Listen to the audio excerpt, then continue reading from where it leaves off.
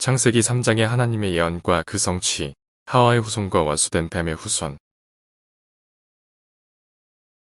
우리가 성경을 보면서 읽고 깨닫게 되면 한 가지를 알게 되고 그 진리를 발견하게 되면 다른 부분까지도 술술 풀리게 되는 경험이 있으신지요? 제 경우에 지금의 마귀의 자식들과 예수님 당시의 마귀의 자식들에 대해서 알다 보니 다른 모든 것들이 술술 풀리는 그런 경험들을 많이 했습니다. 오늘 전해드릴 말씀은 바로 예수님이 돌아가시고 3일 만에 부활하셨을 때 그 사실을 알고 있던 자들, 그때 당시에 무덤을 지키던 경비병들과 대제사장들이 어떤 행동을 취했는지를 보면 그들은 예수님이 부활하신 것을 알고도, 즉 예수님이 하나님의 아들이신 것을 알고도 이 사실을 숨기고 돈으로 경비병들을 매수했던 여러분도 알고 계시는 그 일입니다. 아래 말씀을 읽어보겠습니다. 개역한글 마태복음 28장 2절에서 4절.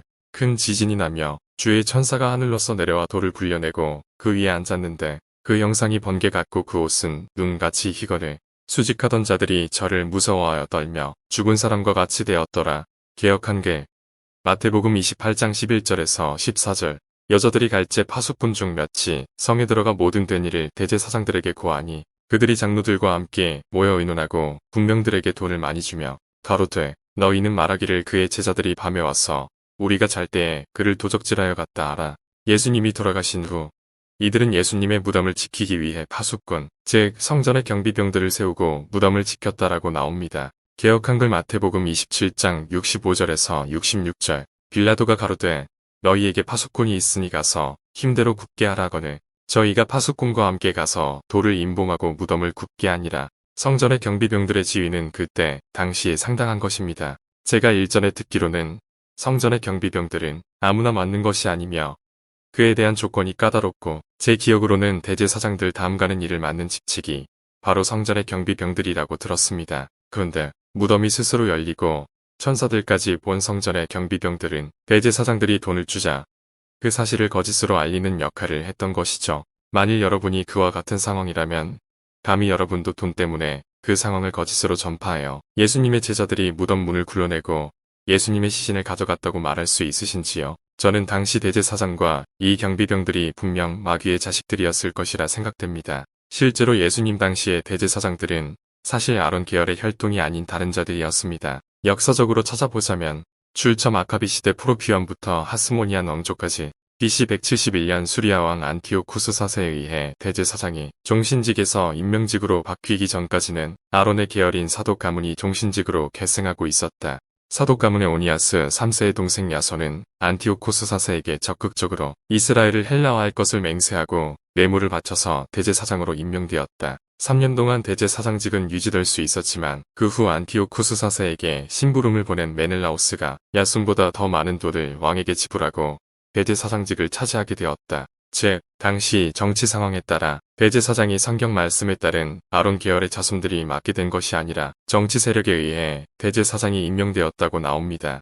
이것 또한 제가 말씀드리는 마귀의 자식들에 대한 증거인데 이들은 아담의 후손인 아론 그리고 사독 가문에서 나오지 않은 사람들이라는 것입니다. 즉, 우리가 판단할 수 있는 것은 이들이 제가 이야기해드린 마귀의 자식들이라면 분명히 성전 대제사장직을 그들이 가로채기 위한 계기가 있었을 것이고 그것이 바로 위에 제가 인용해드린 대제사장을 황제의 임명직으로 바꾼 것이 계기가 되었을 것이란 것이죠.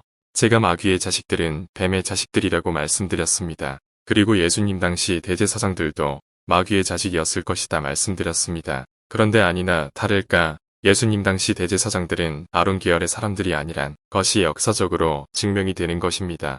즉, 황제에 의해 임명된 이들 새로운 대제사장들과 종교 지도자들이 아담의 후손이 아닌 뱀의 자식들이란 것이 증명될 수 있다는 것입니다. 이에 대해서 창세기 3장은 이렇게 말하고 있습니다. 개역한글 창세기 3장 15절. 내가 너로 여자와 원수가 되게 하고 너의 후손도 여자의 후손과 원수가 되게 하리니 여자의 후손은 내 머리를 상하게 할 것이요 너는 그의 발꿈치를 상하게 할 것이니라 하시고 여기서 여자의 후손이란 누구입니까? 다들 아시겠지만 바로 예수님이시죠. 그리고 뱀의 후손은 누구겠습니까? 바로 예수님께서 당시 바리새인들과 서기관들, 대제사장들에게 뱀들아, 독사의 자식들이라고 말씀하신 것처럼 이들이 바로 뱀의 후손인 것입니다. 아래 말씀을 보겠습니다. 개역한글 마태복음 23장 29절에서 33절. 화 있을진저 외식하는 서기관들과 바리새인들이여, 너희는 선지자들의 부담을 쌓고 의인들의 비석을 꾸미며 가로되, 만일 우리가 조상 때에 있었다면 우리는 저희가 선지자의 피를 흘리는데 참여하지 아니하였으리라 하니, 그러면 너희가 선지자를 죽인 자의 자손됨을 스스로 증거함이로다. 너희가 너희 조상의 양을 채우라. 뱀들아, 독사의 새끼들아, 너희가 어떻게 지옥의 판결을 피하겠느냐. 이제 이해하시겠습니까? 창세기 3장 15절의 예언의 말씀처럼 예수님의 원수들, 즉 예수님을 죽인 그 원수된 자들은 뱀의 후손들, 즉 그때 당시에 예수님을 처형하라고 선동한 대제사장, 그리고 바리새인들과 서기관들임을 성경에서 증거하고 있고, 또 역사적으로도 위에서 설명드린 것처럼 증거되고 있는 것입니다. 이들 뱀의 자식들, 독사의 자식들이 누구일까요? 그들의 정체는 무엇입니까? 이들의 조상인 창세기 3장의 뱀의 정체는 무엇입니까? 다음에 예수님의 말씀을 보겠습니다. 개역한글 마태복음 13장 24절에서 28절. 예수께서 그들 앞에 또 비유를 베풀어 가라사대, 천국은 좋은 씨를 제밭에 뿌린 사람과 같으니, 사람들이 잘 때에 그 원수가 와서 곡식 가운데 가라지를 덧뿌리고 갔더니, 싹이 나고 결실할 때에 가라지도 보이거늘. 집주인의 종들이 와서 말하되, 주여 밭에 좋은 씨를 심지 아니하였나이까? 그러면 가라지가 어디서 생겼나이까? 주인이 가로되, 원수가 이렇게 하였구나. 종들이 말하되, 그러면 우리가 가서 이것을 뽑기를 원하시나이까? 개역한글 마태복음 13장 38절에서 40절. 같은 세상이여, 좋은 씨는 천국의 아들들이여, 가라지는 악한 자의 아들들이여, 가라지를 심은 원수는 마귀여, 추수 때는 세상 끝이여, 추수꾼은 천사들이니, 그런즉 가라지를 거두어 불에 사르는 것 같이 세상 끝에도 그러하리라. 풀어 말씀드리면, 예수님 당시의 종교 지도자들은 바로 원수인 마귀가 뿌린 씨앗들, 가라지들이고, 이들이 바로 이 지구를 차지하기 위해 마태복음 21장 33절에서 46절 포도원과 농부들의 비유를 참조하세요.